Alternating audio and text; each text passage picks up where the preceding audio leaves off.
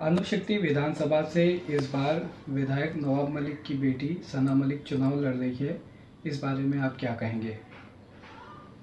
जी, ये तो बहुत अच्छी बात है कि नवाब मलिक की बेटी सना मलिक यहाँ से चुनाव लड़ रही है।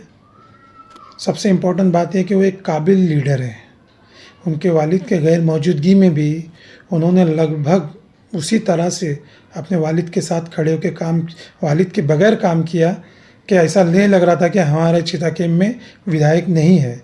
उन्होंने सारी कमियों को अपने काम से पूरा किया है और हमें इस बात की खुशी है कि वेलकम कैंडिडेट है। We are ready to elect her. लेकिन इस वक्त जो है तरह तरह के आरोप लगाए जा रहे हैं। सना मलिक के बारे में भी लगाए जा रहे हैं और उनके पिता नवाब मलिक उनके ऊपर भी लगाए जा रहे हैं और इस तरह से कहा जा रहा है कि वो बीजेपी के हैं। इस पर आप क्या कहेंगे?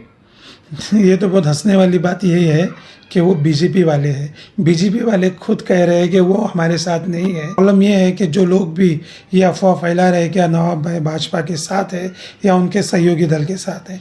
नवाब भाई को हमारे जो डिप्यूटी सीएम फडणवीस और महाराष्ट्र के बॉम्बे के अध्यक्ष भाजपा के आशीष शेलार ने क्लियर कह दिया कि भाई नवाब मलिक का समर्थन नाम करते हैं, नाम उनका प्रचार करेंगे। तो ये भाजपा के हुए कैसे? हालांकि ये बात सही है। नवाब भाई ने भी खुद इस बारे में कहा है कि विचारधाराएं अलग है और वो खुलकर अभी भी उनका विरोध कर रहे हैं। इसके बावजूद जो है कुछ लोग इस तरह की बात फैला के आवाम में इस तरह के मैसेज को फैला रहे हैं कि वो बीजेपी के हैं और वो मानने को तैयार नहीं है। तो ऐसे लोगों की सोच पर आप क्या कहेंगे? ऐसे लोगों की सोच पर बड़ा अफसोस होता है कि ये लोग जानते हैं ये वही लोग हैं जो नवाब भाई के साथ पिछले 10-15 सालों से रहते साथ में हैं। उसके बावजूद भी अगर उन्होंने नवाब भाई को नहीं समझा तो ये बड़ी दुख की बात है कि वो आदमी जिस तरीके से उसको जिस तरीके से फंसाया गया और जिस तरह से वो जेल से बाहर आया, तो वो जिसकी मदद से आया आज उसके साथ खड़ा है, ना कि वो भाजपा के साथ खड़ा है। और ये लोग जो लोग भी ये अफवाहें फैला रहे हैं ना, ये मुझे बहुत दुख होता है उन लोगों के बारे में कि नवाब भाई भाजपा के साथ है ना इसके साथ है। अगर भाजपा के साथ है तो आज भाजपा का कोई मिनिस्टर क्यों नहीं आ रहा है उनका प्रचार करने के लिए? भाजपा के लोग क्यों नहीं उतर रहे उनके लिए? ये लोगों को सिर्फ भ्रम में डाल के लोगों को गुमराह करने वाला काम है।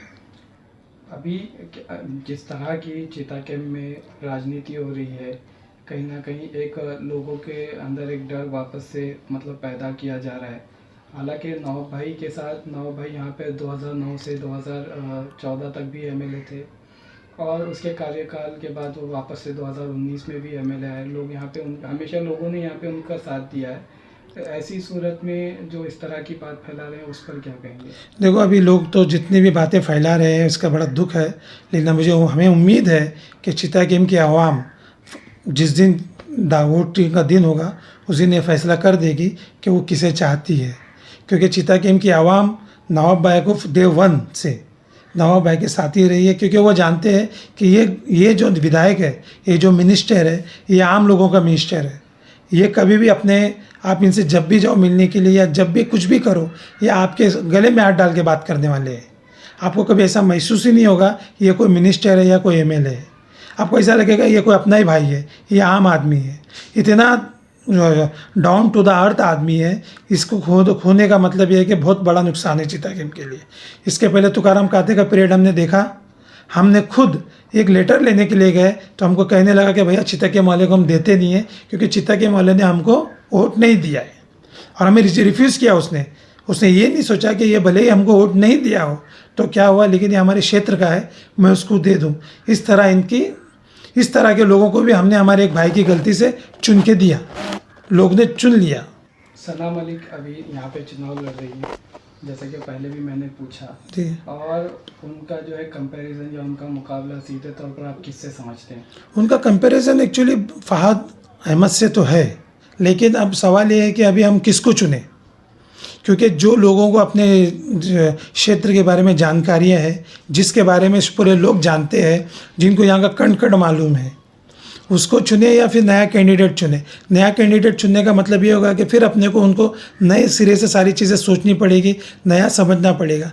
जो कैंडिडेट हमको चुनना है वो जानकारी वाला होगा तो हमारे डेवलपमेंट के कामों में आसानियाँ होगी। लोगों से क्या कहेंगे?